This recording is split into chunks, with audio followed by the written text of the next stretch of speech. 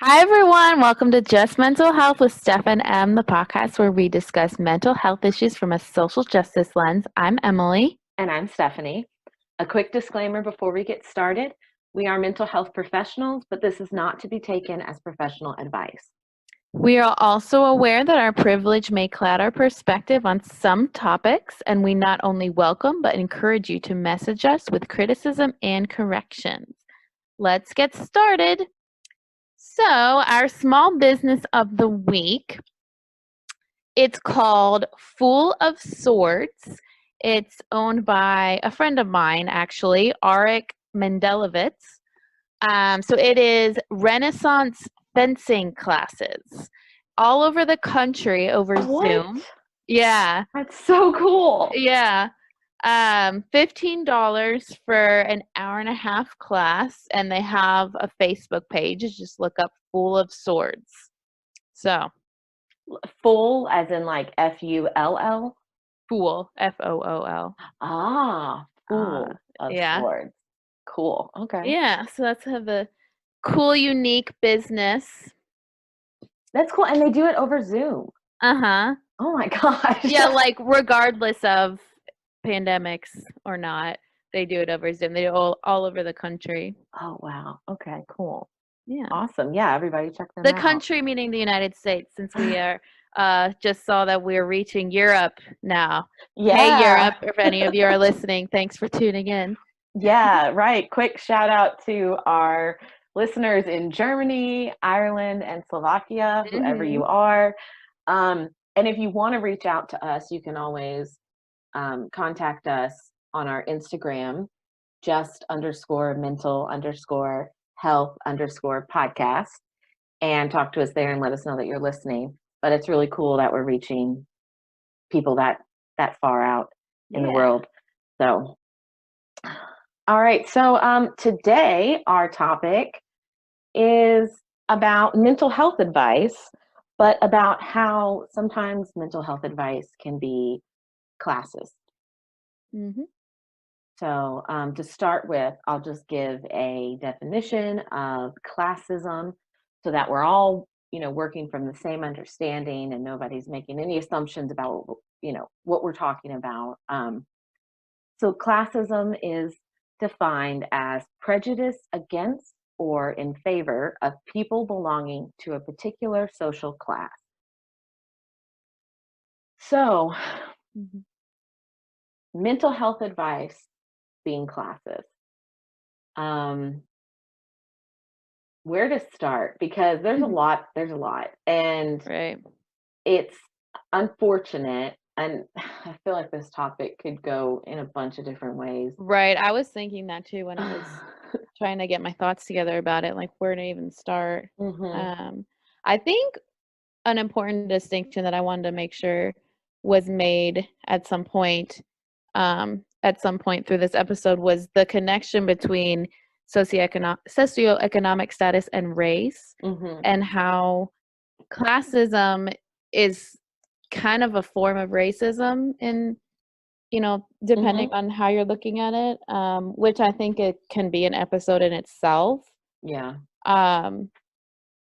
Just wanted to point that out, that people of color are particularly affected by classism. Right, by both classism and racism.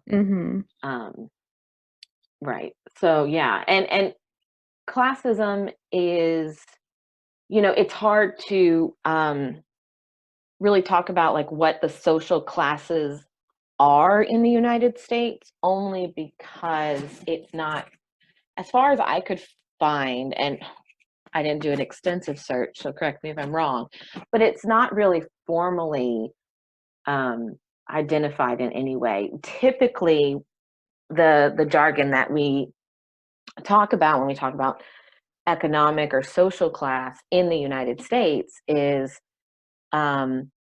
like upper class, upper middle class, which is, and then middle class, working, and lower class. And that's from like highest to lowest socioeconomic.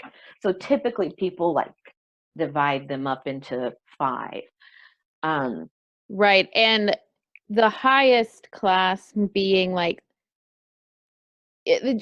just wanting to point out the distinction between, you know, the wealth inequality is astronomical, you know, so the highest socioeconomic status is like billionaires and million, you know, like it's a huge difference, which is another issue.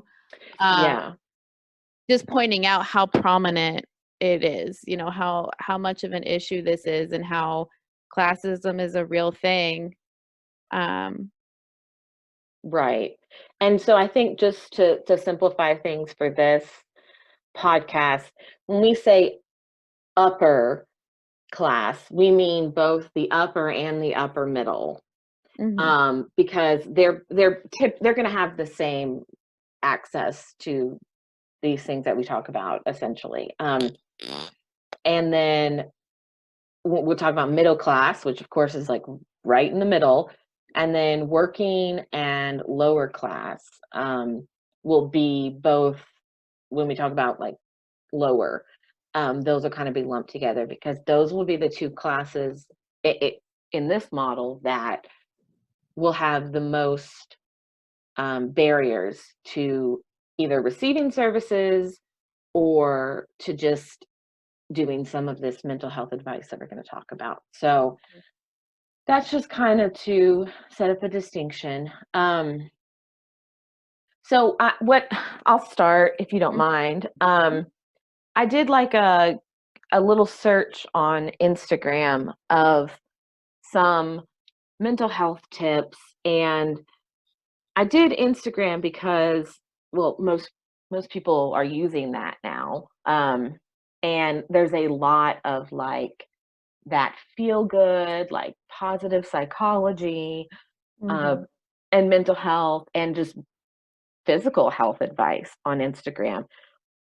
Some of which is really good, some of which is misinformed and not as good, and a lot of which can be classist. So when you do a search for like mental health, I'll just do that. Are you pulling it up now?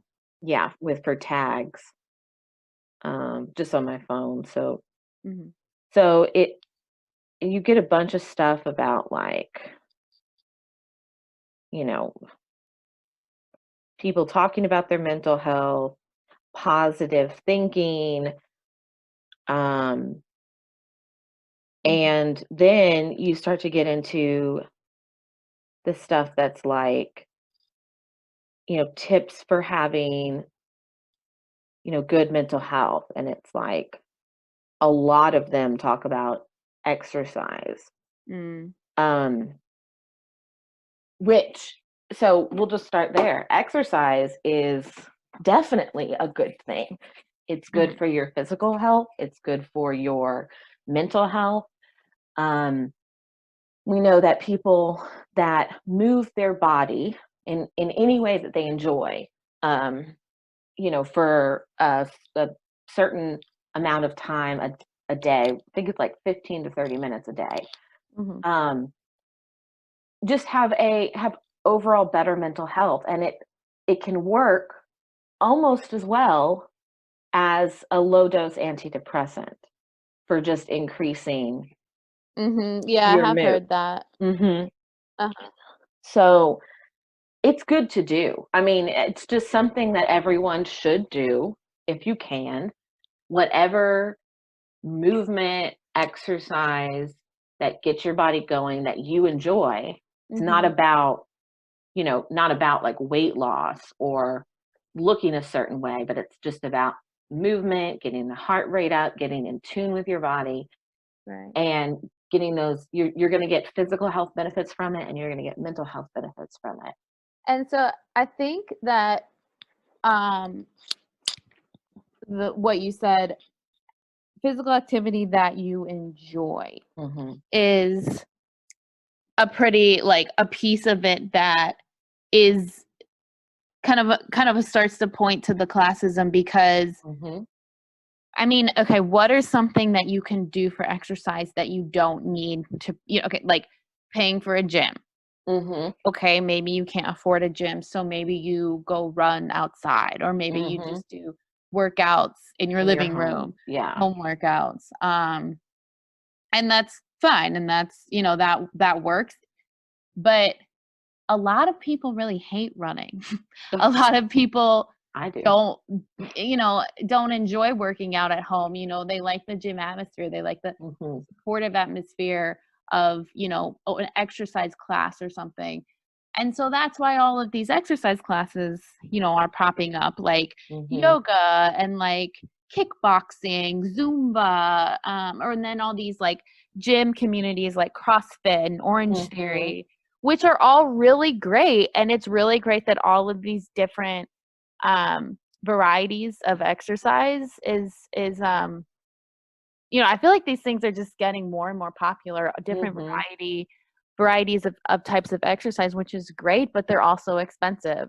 And so that Yes. piece of finding something you enjoy, but the stuff that tends to be more fun, that has that community aspect, that maybe has like some sort of More fun. structured Yeah. to like someone guiding you so Yeah, you and know what someone to keeping you do. accountable too. Like Mhm. it's hard to work out on your own and hold yourself accountable, not Mhm. to mention that people in a lower socioeconomic status are probably working a lot. A lot of Yes. people working That's like 3 jobs and don't have mhm. time for exercise. Yeah, that was the other thing I was going to say, not just because it's like expensive to have a gym membership or to go to these classes or whatever, um, but also the time that is involved in them. And it's not just, and this is something that I personally have struggled with. So I might be speaking a little bit from my soapbox, but Mhm, it's not just like, oh, an hour a week to take this Zumba class. No, it is the drive time there, mhm, the prep, getting ready. If you're getting off work, you've got to change. Maybe you've got to eat, you've got to get your stuff, you've got to go to the gym, you do the class, then you have to get ready after, whether it's showering or changing your clothes or whatever, and then the drive time home. Or if mhm. you're doing it before you go to work, you're waking up early to do all of these things. You have to be extra prepared so that you can leave from the class to go to work, and so it's just not as simple as like, oh, it's an hour a week. There's Mhm. all the prep before, all the recovery afterwards that you have to plan your schedule around if you're working full time or even part time, and you're just not as it's your schedule's not as open to just sort of go as you need, as you want, as you can. Um, that can be a real commitment for some people, and that can be a barrier for one of those things. So, you know, Mhm. money and time, even just like access to it. Like, is it on a bus route? Do you have a car? Do you have the gas money to get there? Right. How far away is it? I live out in the middle of nowhere. Like, That's another good point, the transportation. yeah, but Having a car is expensive. mhm. So a lot of people So, can't afford a car. So yeah. do they, do they have that public transportation to get there? Plus, Yeah. like the workout gear and like the workout clothes, that stuff doesn't come with the class, but you might have to buy extra stuff for it. Like, Mhm. there's a lot that goes into that. So, I mean, okay, so middle class people might be able to do some of these, group activities, these group workouts. Upper middle class and upper, so the upper class probably can afford and probably have the access and the time and the flexible scheduling, we're assuming. Mhm. Um, so that's probably not going to be as accessible for anyone not in those social classes and those econo- e- socioeconomic classes.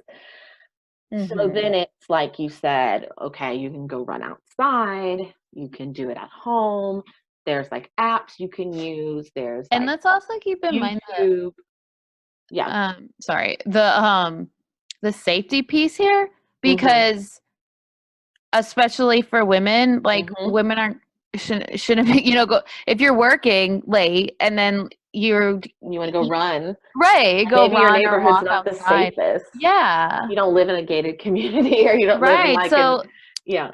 yeah, so that leaves you to doing home workouts, but then what if you have kids? You don't want to be like jumping around doing like Mhm. jumping jacks and burpees and Or if you stuff just and don't like have like space, you live on don't the have top space. floor of an Yeah. apartment building. Your neighbors are going to hate you if you're Right. doing jumping jacks at 10 p.m. at night because you got off work and you finally got the kids to bed and that's the only time you Right. have. Like, it is hard.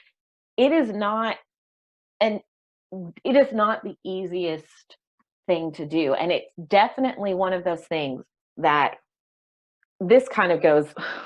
I'm not going to get into like weight stigma or fat phobia or anything, but this kind of covers that when we talk about like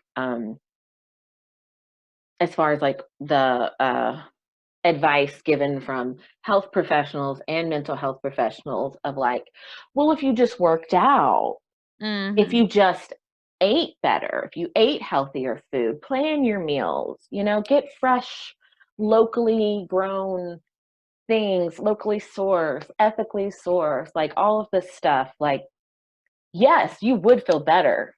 That Of stuff's course you would expensive. feel better. Yeah. But yes, it's also expensive. It's time consuming. There are things called food deserts in the United States where people are, based on where they live, are not able to access typical grocery stores. They may only have like convenience stores or like a Dollar Tree or something. There's a lot of that around here where I live. I live in a very rural community in Kentucky. Mhm. Um, I've been here for like almost 3 years now. So I'm not from here. I'm used to living in a more of a city. Mhm. But moving here, it was like, whoa, like the nearest Kroger is 30 minutes away. Wow. So you can't just go to Yeah. Kroger to get, I mean, I have the ability, thankfully, but not everyone can just go to Kroger to get the fresh foods that they want. There's not a Whole Foods anywhere near me. It's like over an hour away. Mhm. Um, so like it just gets more and more difficult depending on where you live and your access and if you have the time and the money. Yeah, and that was what the eating healthy food that was on my list of Mhm. bullet points I wanted to make sure we cover. Um because that also has a huge impact on your mental health. If you're, like sugar is horrible for your mental health. Yes, we were Eating just talking about this. Like, yeah. we're Yeah. eating bad this weekend and we feel bad. And it's Yeah. because, like, what you put into your body does affect how well your body functions and how you feel in your mood. Mhm. And so, we did this to ourselves and we know we did this to Right. ourselves. But some people, it's not so much a choice because, Right, because, like, fast food, for example, is super cheap, but yes, it is and so bad for everywhere. you, Yes. and then it's like the healthier it is, the more expensive it is, and a Oh, lot of yeah. people want to say, back to, um, what you were saying, Hmm. about body shaming, people wanna say, like, "Oh, well, if you are unhealthy or you're overweight or, then it's your Hmm. own fault," but it's n there's so many there's so many factors that can contribute to that, one of them Right. being financial ability to buy healthy food, because Hmm. if you don't have the money, you don't have a choice but to buy food that's unhealthy for you. If you're always working, you don't have the time to make healthy food. You know, Hmm. we just have like such busy lives. We all do, Hmm. and putting that time, it's almost like you have to choose between like exercise, healthy food, and enough sleep. Like like Oh, who can yes, do all of those things, which all of those things plays a are huge part in your important. mental Yes. health. Yeah. Like we said, but like we all need to do those things, right? We all Mhm. need to sleep, we all need to eat, we all need to move. Um, but we just may not be able to do them as much or in the most optimal way. And Mhm. that is sometimes out of people's control. Um, So that is often, advice that's given, those sort of basic things, Mhm. is, well, make sure you're getting enough sleep, make sure you're getting quality sleep, which we've talked about before, but make sure you're eating healthy foods and you're eating the right foods, right foods in quotation marks. Because that's another thing. Like, is there any wrong food? I don't know. But Mhm. and then like make sure you're exercising. And it's like, okay, great. Those three things, yes, you did all of those things, you would feel better. Mhm. Anyone would feel better, but you may not be able to do all of those things. Right. And that's kind of what I was saying. It goes back to like with health advice as well, is like that's what's given. A lot of doctors will tell people like, well, you need to eat better, you need to exercise, you need to lose weight. And it's all sort of placed on like your health would just all your health issues would just go away if you just lost 20 pounds. Like, but that's not accurate. That's not even true. It Mhm. may or may not be affected by weight, but also that can't be, we're not going to talk about anything else until you do these things because they may not have that ability. They may not have access to that. And Right. so, especially if you're on food stamps, they limit what you can buy, the things you can actually purchase with that. Um, and you only get so much a month. So you have to really be mindful of what you're spending Mhm. every month. And you're probably going to get the same go to staples of like, I know this is cheap, this will feed my family, Right. this is going to It's get us about through the month. survival, Uh-huh. it's about, like, Maslow's I was hierarchy just of going to needs, go there. Yes. if I could say the word properly. Um, so I think we've talked about this in a previous episode, but just to review in case Mhm. anyone is unfamiliar. So it's saying that, your basic needs need to be met first Mhm. before your, like, higher level needs. So, um, Yeah. eating, sleeping, shelter, your basic safety is at the bottom, followed by, I don't even remember all of the all of Well, the I got different it. levels. I pulled it up because Oh, I you was, did? Okay. yeah, because I was going to go over this anyway. So Maslow's hierarchy of needs is the way it's represented, and it's a theory, but I think it's a pretty good one. I think it makes a lot Mhm. of sense, and so you have to be mindful of it when you're working with clients. If you're going to be, you know, um, if you're going to work from a social justice perspective, you definitely have to be Mhm. mindful of Maslow's hierarchy of needs. But it's a triangle. Oh, it's a pyramid, and at the bottom, the base of the pyramid, the very first thing is the physiological needs, which is food, water, warmth, rest, all those basic things that you have to do to survive. You don't do those things, you will die. Mhm. Like those are needs that you just need to live. Then right above that is the safety needs, so security and safety. Um, so are you safe? You got to be able to live somewhere where you're protected from predators. So you've got to feel a sense of security in some way because you can't move on to any other higher needs until those basic things are met. If you don't feel safe and if your physiological needs aren't met, you're not going to move up. And so the ones above that are like there's belongingness and love needs, so it's Mhm. intimate relationships, friends, community. And then above that is esteem needs, so prestige and feeling of accomplishment. Um, and then above that, the very top part of the pyramid is self-actualization, which according to this theory is the goal. Um, and that's achieving one's full potential. And that also includes creative activities. So Mhm. when you think about it from like those each sort of part of the pyramid needs to be met before you can get to the other one. Right. Physiological needs, absolutely first. Safety needs, absolutely first. And And the top ones mhm, are, like, sound more mental-ish. Like Mm-hmm. they sound, and but the point is that like when you're talking about mental health, we tend to think of those top ones: Mm-hmm. self-actualization, Yes. esteem, belongingness. But you can't get those things if your Uh-huh. basic needs and your sense of safety and security isn't there. Yeah. And so that's why, that's why all of like mental health is so much more than we tend to think of it, because if people don't have access to food, Mm-hmm. how am I supposed to help them with their depression if they don't even Right. have food? Like, Right.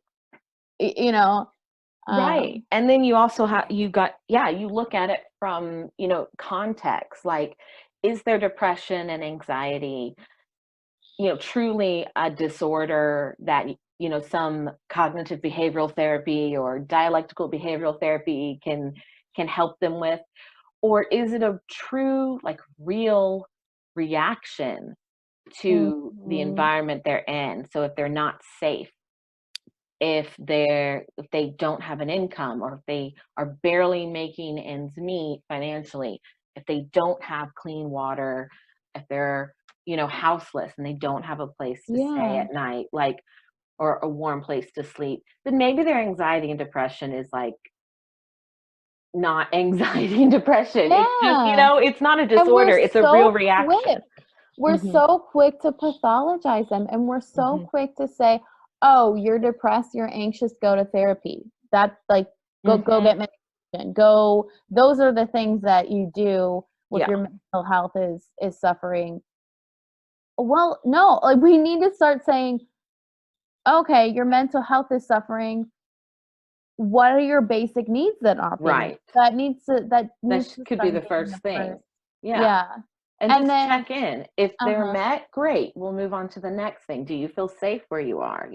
And that sort of needs to be the way we ask those questions, of starting with, are your basic needs met? Yeah. Is there anything that you need to survive? And then, do you feel safe? Because, like you said, we're pathologizing, unless we know those things, we're pathologizing valid, reactions to Mhm. real life situations.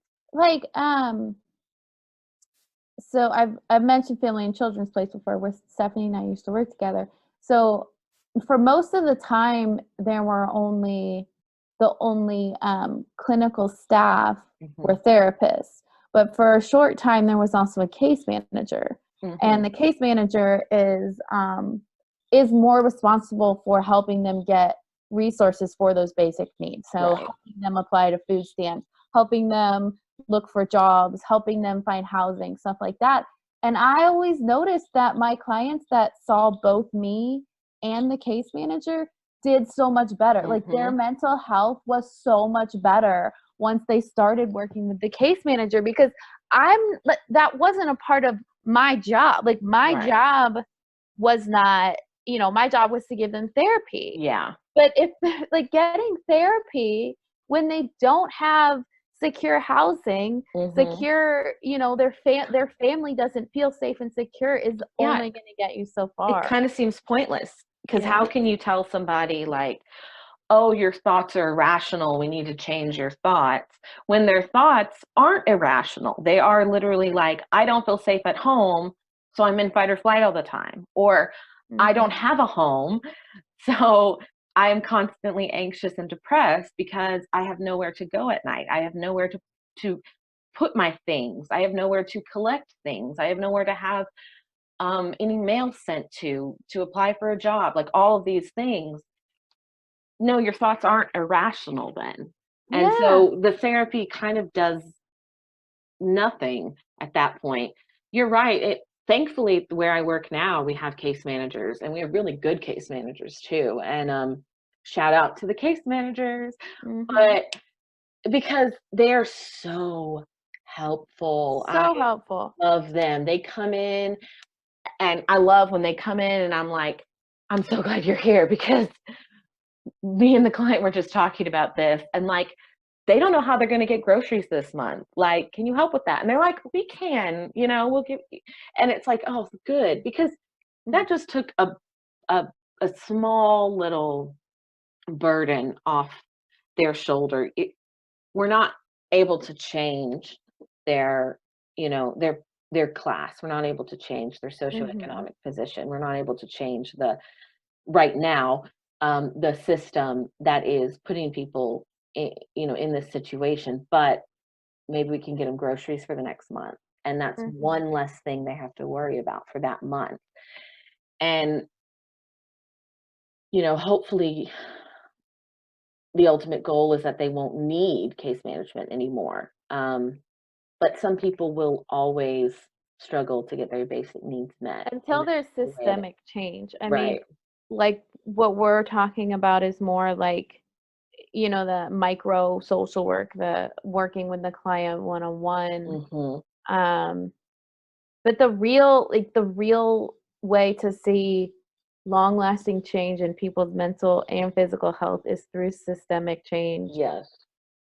But 100%. And yeah. And that's that is a whole other topic too. But Right, that's what I was gonna say. I don't think we should get into that. We do that a lot, but yeah, it's until everyone's basic needs are met, we're not, as a society, as a country, going to achieve self-actualization and be all that we can be as human beings, because we are too much focused on survival, even in the United States of America. And that might be weird for some people, but it's reality.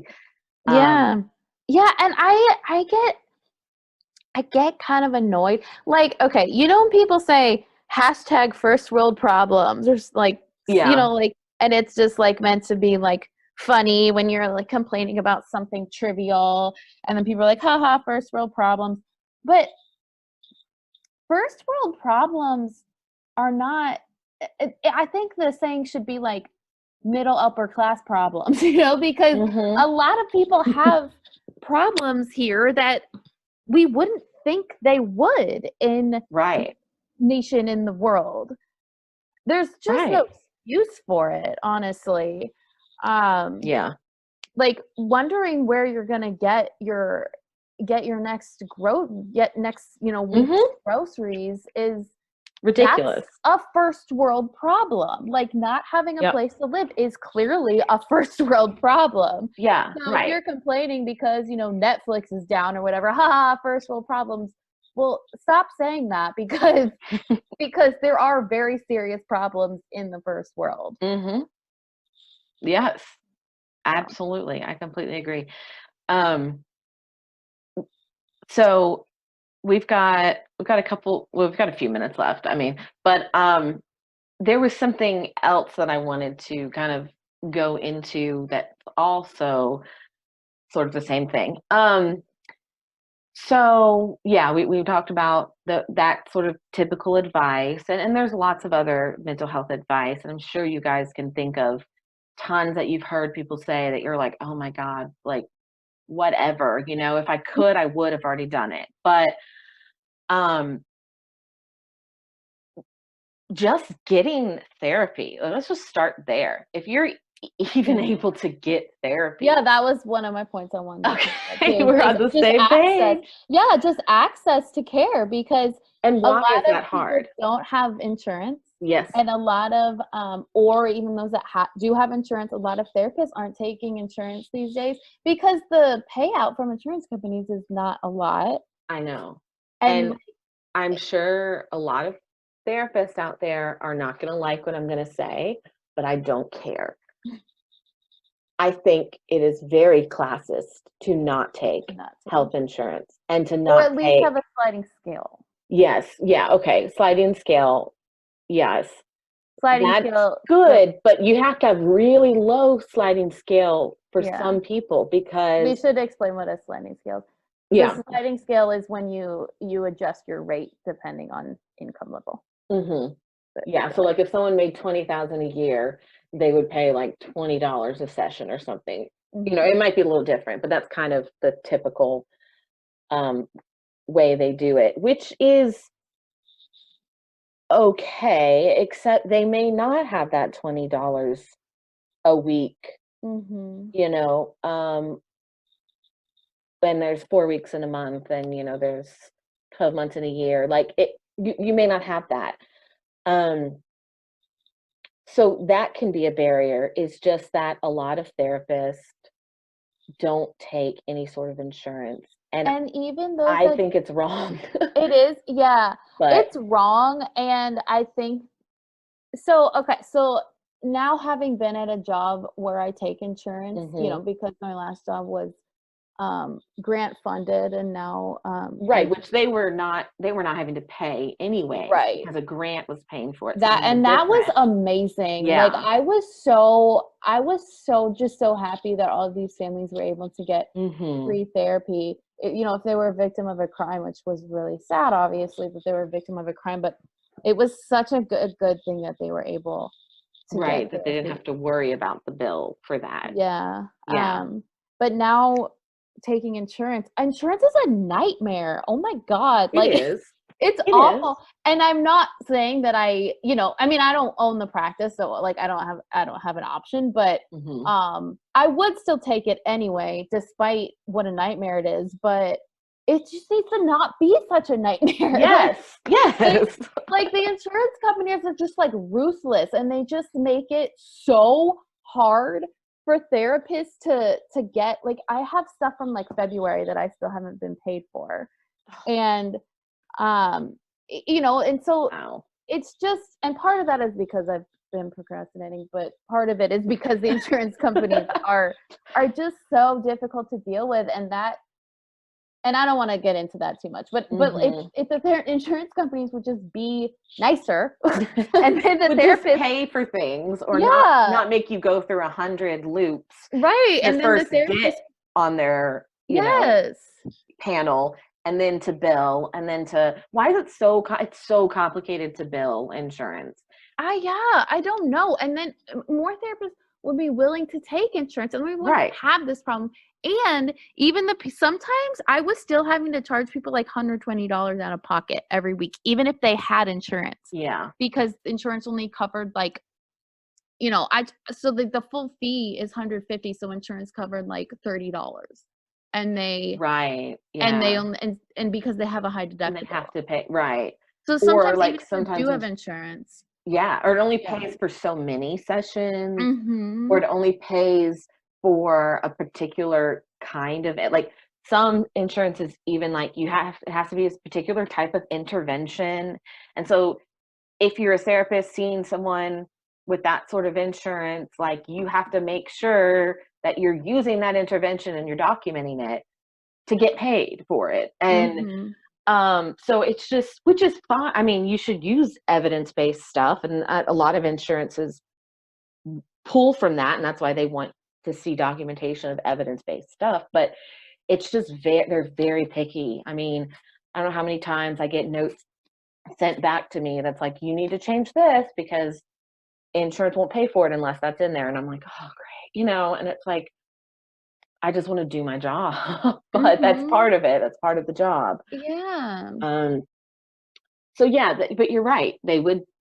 Therapists would have an easier time, and they would take insurance, and that would make it easier for people Mhm. to get And therapy. insurance needs to just be better. Like Yeah. there's no excuse if you have insurance, you should not have to pay over $100 a week. And just I mean, just the Yeah. fact that so many people still don't have insurance is a Right. problem, That they're and uninsured. Again, first world yeah, problems, being yeah. uninsured in the United States of America.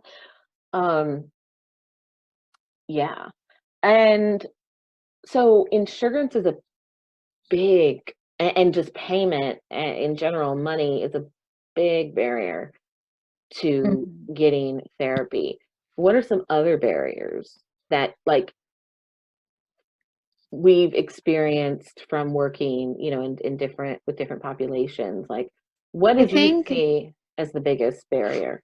I think location, not so much Hmm. anymore now that, With telehealth, telehealth has has yeah, has, helped. um and I think for sure even after the pandemic has passed, telehealth is still, now it's like more mainstream because it's Yes, and people's then only people option. are used to it, so Yeah. But mhm, before it was, or even before like it was, a technology was available, and definitely before it became this common, just location. Like mhm, most therapist offices are not in low income areas. And yeah, like we said before, a lot of low income people don't have cars, don't have mhm, access, ability to get to those places. Back to mhm, the safety issue, like it's not safe as a woman to take public transportation at night, and sometimes that's the only time you can go to therapy. So let's say mhm, you want to take the train and go to therapy for your 6 o'clock appointment in the mhm, winter, like and it's it's dark dark, and it's not yeah, safe. And and you're on the train for 45 plus minutes, and then you're in mhm, therapy for an hour. There's a lot of time involved in that too, just like with we talked about with going to a workout class, going to therapy is a lot of time mhm, invested. yeah, Typically an hour a week or an hour every other week, but generally no less than that because then it's just not as effective until it's maintenance, um, mhm, which just means like you've gotten to the point where you just need sort of like irregular or maybe once a month sort of check-ins with your therapist, because you're maintaining, you're doing well. But when people typically start therapy, it's best to go once a week. mhm, But sometimes, like I have to do every other week for people just because of that, because they don't have time and they don't have transportation or whatever.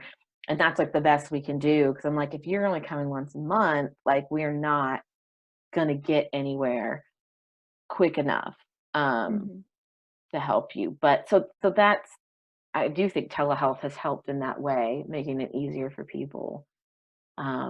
Even though it has its own issues, it's yeah. definitely opened up. People don't have to worry about getting rides to And that's therapy if they have Wi-Fi, you know.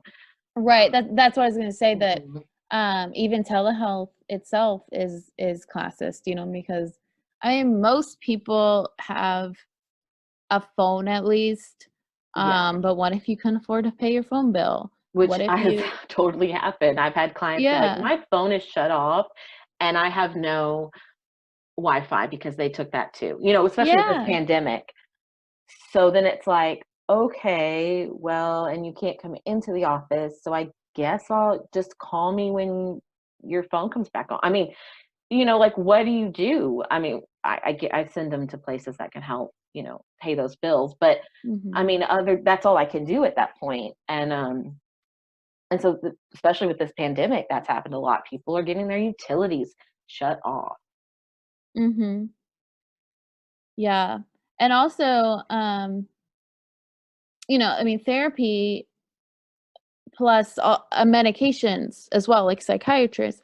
Medications cost money. Hmm. Um, And they may not always be covered by your insurance, which mhm. happens. And then the psychiatrist has to either try to find something that is similar that your insurance will cover, or you have to just either go without or find a way to pay for it. I mean, it's awful. Some people, need a certain level of medication that their insurance just won't pay for, and they can't afford it, and it's expensive. I know what those medications cost, Yeah. and um, I mean, I've been uninsured before, in my adult life, and that was really scary. Um, Thankfully, it was only for a few months. Um, I was lucky in that way, but just those few months, it was really scary, and so trying to figure out how am I going to get the medication that I take every day Mhm. to literally keep me alive, my antidepressant. I mean, because this is not just, you know, these are not like supplements people are taking. These are Yeah. life-saving Right. medications for mental health issues. And to have to worry about that every day. So, because that's what I was going to say was getting medication. therapy and medication together work really well and are often, suggested that people use those together, but not Mhm. everyone can get meds, can get um, access to their meds, especially when I worked with the homeless population at the psychiatric hospital that I worked with.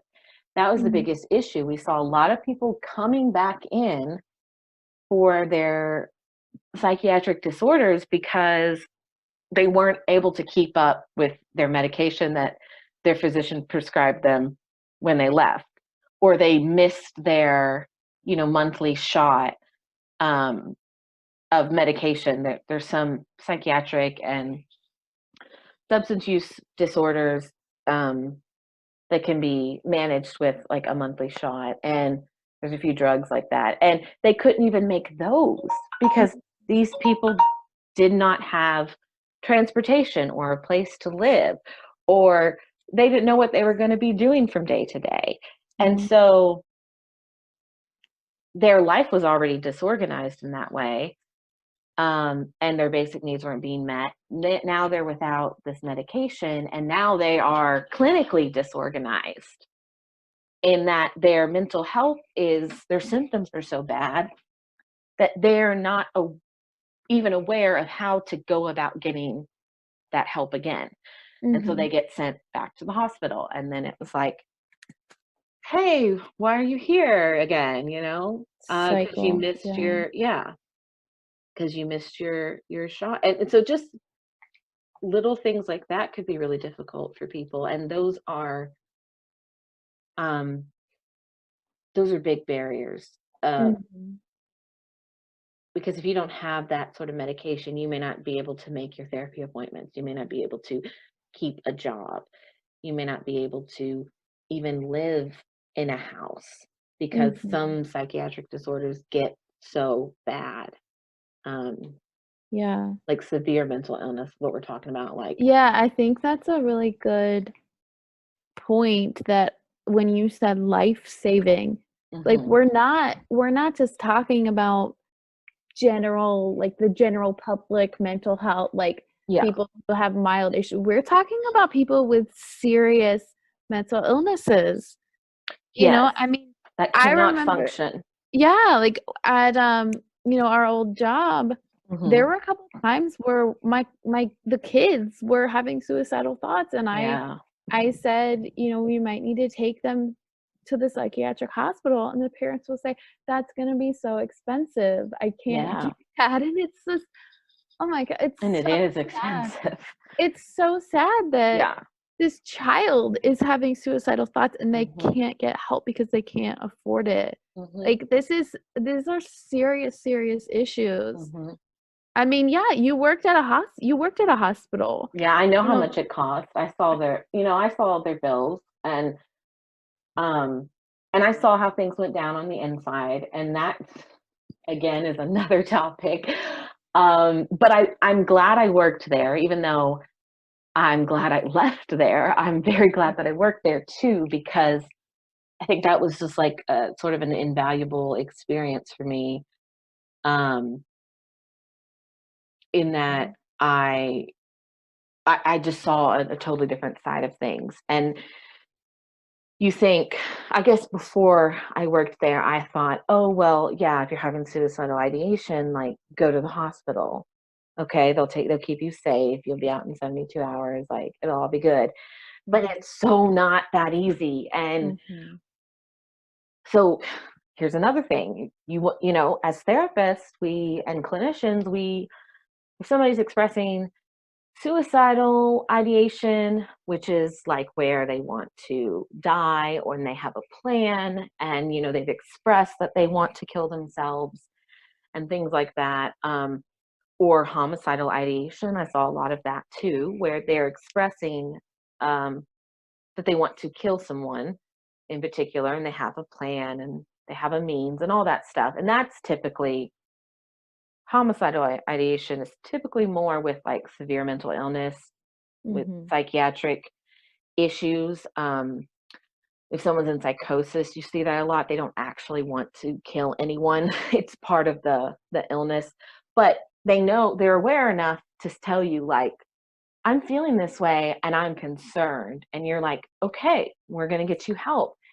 And so you send them to the hospital and they get on a 72-hour hold, most likely, by the doctor to keep them there, which is a 72-hour hold is legally as long as you can keep someone, unless, in a hospital, unless a judge signs off that they stay longer. So typically people are there for 72 hours.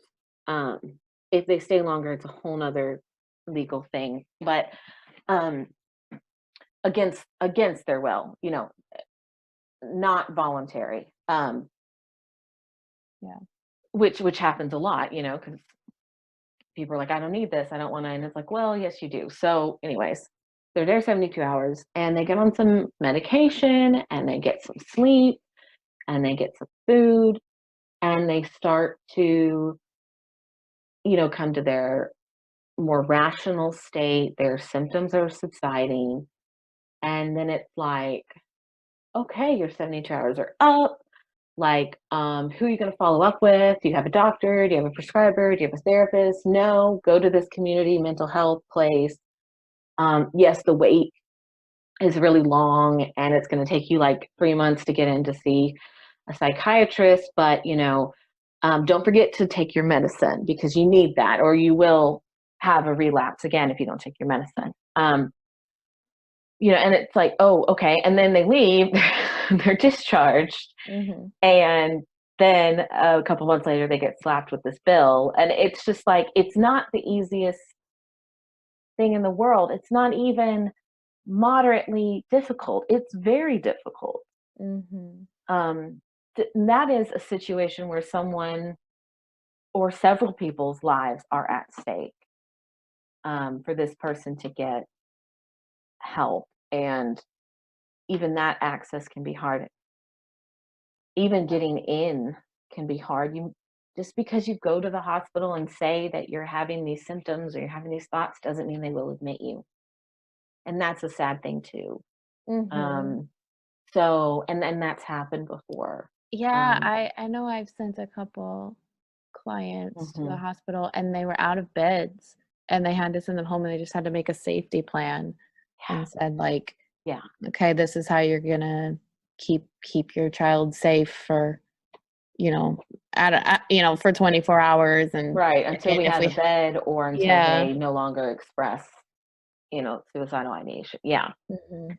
And the good news is usually those sort of symptoms and those sort of thoughts and desires go away, after a couple of days. They don't sustain themselves for very long.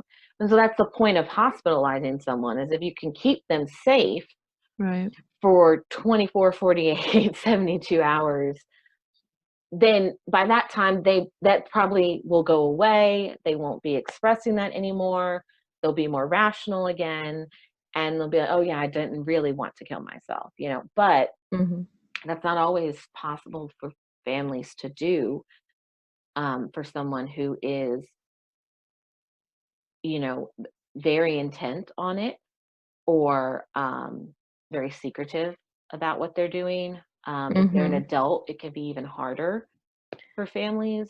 And back to classism where, well, I can't keep an eye on I my can't take off work suicidal for family 3 days. member, right? Yeah. Because I can't take off work.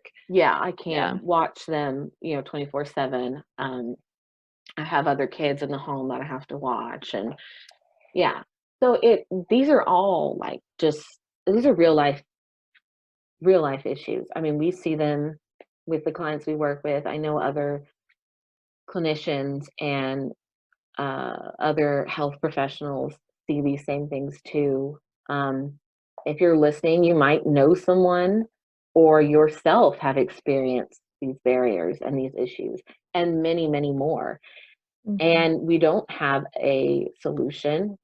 We don't have really any tips to give you that will make it all better. Just that you do the best you can with what you have, and hopefully one day these things change and enough people, get together and make them change.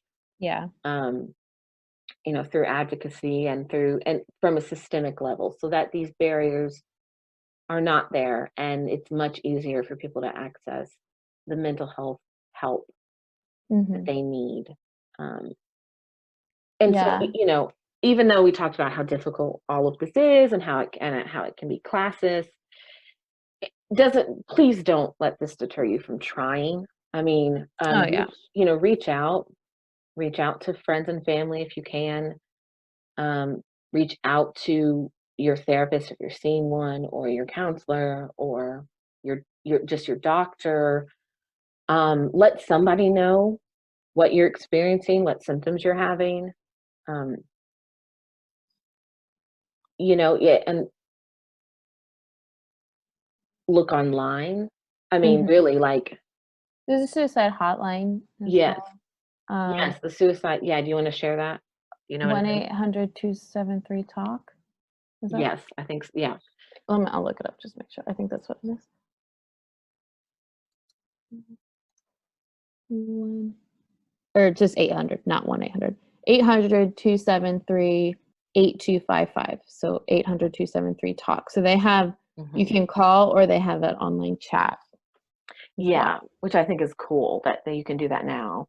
You can Mhm. even text some of these hotlines now, which is great Yeah. because, like, a lot of people don't want to pick up the phone anyways on a good day, and so then on their worst day, it's like, I don't want to actually talk to someone, but I want to talk to someone. So there's lots of ways you can do that, and there's tons of other hotlines out there too for so many different things.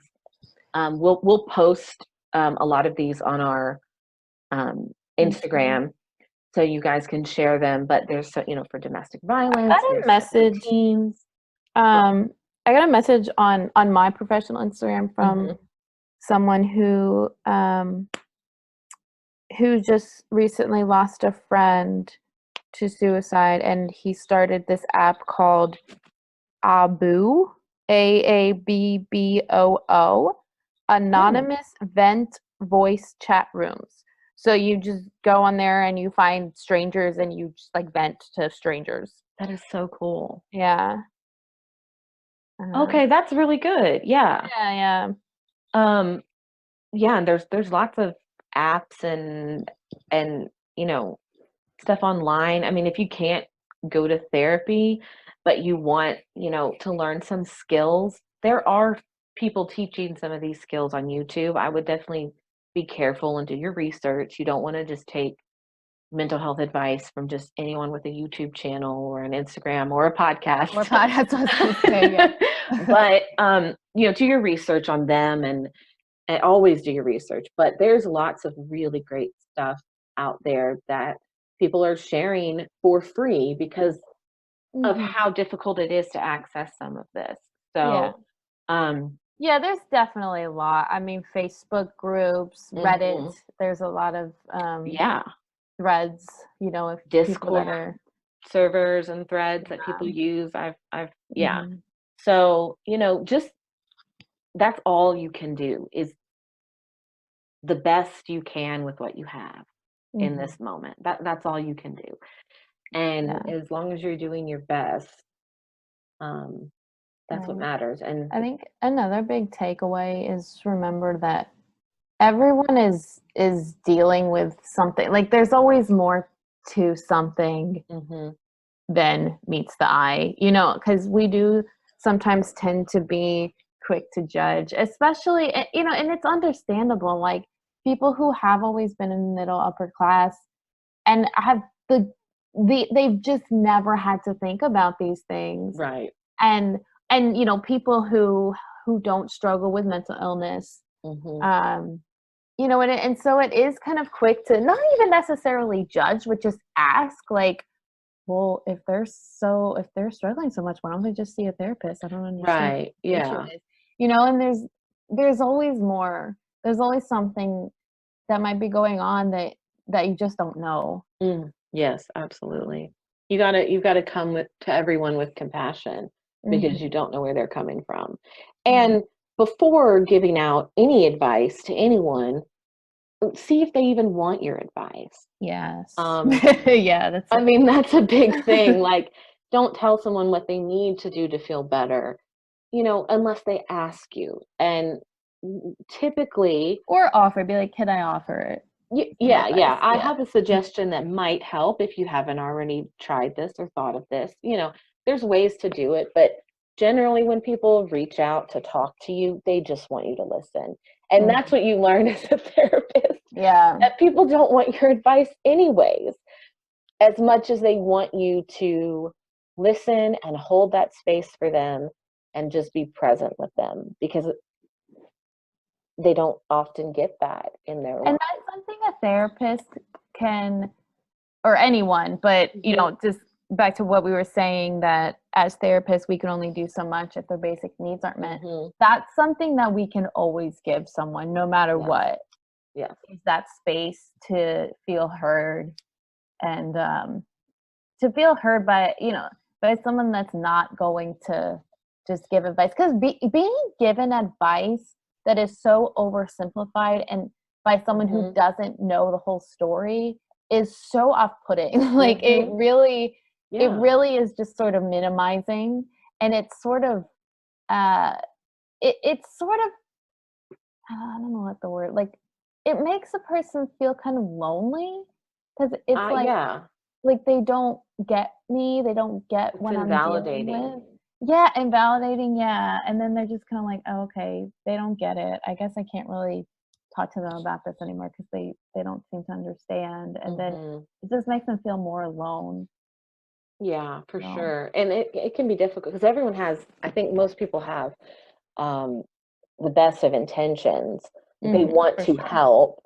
And that's the thing. You want to help, so you give it unsolicited advice. But Mhm, that's not always the best way to help. And right. so if you want to, this is some advice we can give you, though you didn't If you ask, want but you're listening to the podcast. it. So if you don't want to hear it, you can turn off now. But here's some advice. If you want to help someone, but you don't know how, ask Ask them, yes. them. Just say just that. I want to help you, but I don't know how. What is the best way that I can help you in this Yes, moment? What do you yes. need from me right now? Yes, And I get so many, like, questions from mhm, friends who'll be like, "My brother, my friend, my cousin, or whatever is dealing with this. How do I right, help?" And I'm like, right, "I can't read their mind. Ask them." Like, "Why are you asking me?" You know? right. I mean, obviously, I understand why they're asking me because I'm a therapist, but Yeah. everyone's different, and what they just being asked, "What can I do to help?"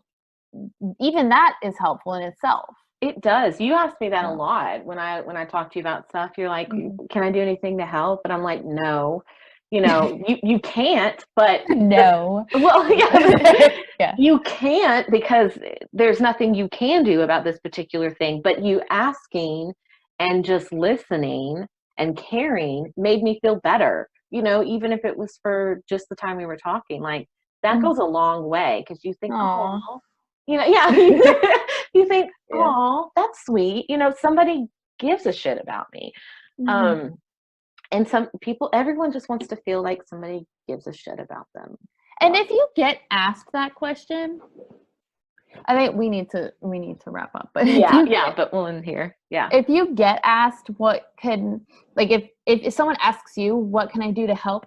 It's okay to be honest. Like, Mhm. if you say to them, "I want you to tell me that, everything's gonna be okay, and I want you to hold me, and I want you Mhm. to, play with my hair and kiss me." And you can give Yeah. them all of those, like, exactly what you need, and there's nothing wrong with And that. yeah, and they can do what they feel comfortable. Yeah.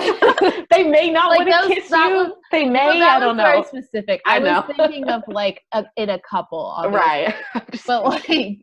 like, um But you're but, yeah, right. there's Yeah, nothing just wrong with tell them. asking. Like, you don't Mhm. have to be, quote, "strong." Like, you can say, Mhm. I need a shoulder to cry on. I need you Yeah. to" to hug me and I just tell need you to sit with me for a minute. me. Yeah. Or even practical things. So, like, if your basic needs are not being met and that is contributing to your mental health issues, Mm-hmm. and someone says, "What can I do to help?" Tell them what they can do. So, it may not be, "Well, I need you to give me money," but it may be, I really need a ride to this doctor's appointment. I really need a ride to the grocery store. I need a break. I need some childcare. And based on your relationship with that person, you should know what is appropriate to ask. But if you need that, ask the people in your life for it that you do have. That's what we should be doing for each other. Yeah. We should be caring for each other until we live in a world where everyone's basic needs are met, just by default. We need to be looking out for each other in that way. That sense of community goes a long way as well. So that's our advice. And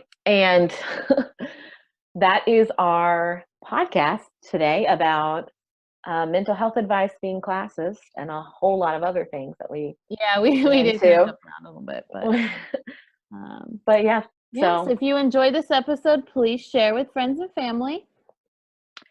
yes, and don't forget to follow the show's Instagram for updates on new episodes and for some mental health advice at just_mental_health_podcast. We record a new episode every week. This is Steph.